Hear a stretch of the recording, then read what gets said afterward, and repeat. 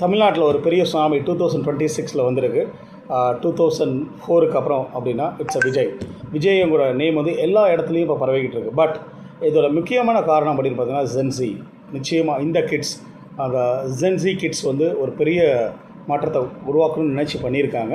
But இது குடா பேடான்னு நிச்சயமாக போக போக காலகட்டத்தில் தான் தெரியும். ஒரு பெரிய கட்டமைப்பு உருவாக்கிய டிஎம்கே, ஏடிஎம்கே இதை உடச்சிக்கிட்டு வெளியில் வரணுங்கிறது ரொம்ப ரொம்ப கஷ்டம். பட் இதில் ஸ்ட்ராட்டஜிக்காக ஒன்றுமே கிடையாது. பிகாஸ் விஜய் அப்படிங்கிற ஃபேஸுக்காக மட்டும்தான் இந்த ஓட்டு விழுந்திருக்கு. நிச்சயமாக அவங்களுக்கு கொள்கை ரீதியாக பார்த்தாங்கன்னா கிடையவே கிடையாது.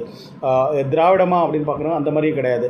அண்ணாவை பற்றி சொல்கிறாரு, பெரியாரை பற்றி சொல்கிறாரு, எல்லாரையும் பற்றி சொல்ல. பட் அதுக்கான கொள்கை விளக்கம் அப்படிங்கிறது எங்கேயுமே இது வரைக்கும் சொல்லப்படலை. பட் எப்படி ஜெயிச்சார், எதுக்காக அவருக்கு ஓட்டு விழுந்தது அப்படின்னு பார்த்தீங்கன்னா ஜஸ்ட் விஜய் அப்படின்னா விசில். ஸோ எல்லோரும் கண்ணை மூடிட்டு போனாங்க, விசிலுக்கு போய் ஜஸ்ட் ப்ரெஸ் பண்ணிட்டு வந்தாங்க, ஓட்டு கொடுத்தாங்க. இது மட்டும் தான் நடந்திருக்கு. பட் அப்போ இன் ஃப்யூச்சர் ஜெனரேஷனில் என்ன ஆக போகுது அப்படின்னு பார்த்தீங்கன்னா ஃபேம், இது மட்டும்தான் உங்களுக்கான வெற்றியை கொடுக்குமா அப்படின்னு பார்த்தீங்கன்னா நிச்சயமாக அந்த மாதிரி ஆகலாம். ஏன்னா உழைப்பை போட்டவங்க எல்லாருமே நிச்சயமாக இதில் வந்து ஒரு பெரிய ஏமாற்றத்தை கொடுத்துருக்கிற ஒரு தோல்வியாக தான் நான் பார்க்குறேன். நிச்சயமாக ஸ்டாலினோட உழைப்புங்கிறது நிச்சயமாக எல்லாராலையும் பாராட்டப்பட்டிருக்கு. அவரோட பர்சனலாக அவரோட எஃபர்ட்ஸ், அவரோட ஹார்ட் ஒர்க் இதெல்லாம் வந்து எல்லாருமே பாராட்டப்படுவாங்க. நிச்சயமாக எதிர்க்கட்சியும் பாராட்டியிருக்காங்க. அப்படிங்கிறப்ப அவரோட ஒர்க்குக்கு நிச்சயமாக கிரெடிட் கொடுத்துருக்கா இல்லை.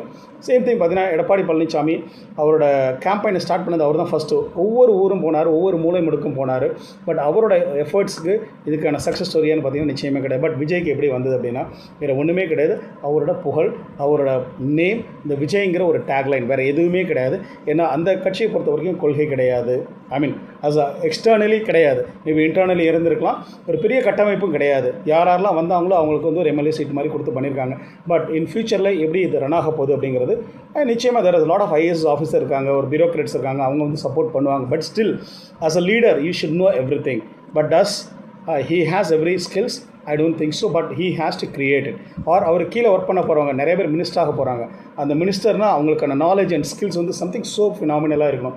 ஜஸ்ட் ஒரு சின்ன எக்ஸாம்பிள் இருக்குன்னா PTR. It's a well knowledged person, very intellect person. அவரையும் தோக்கடிச்சிருக்காங்க அப்படின்னா அவங்க எடுத்துருக்கிற நெக்ஸ்ட் லெவலில் வந்திருக்கிறவங்க யாருன்னு பார்த்தீங்கன்னா maybe a person whose maybe an unknown person.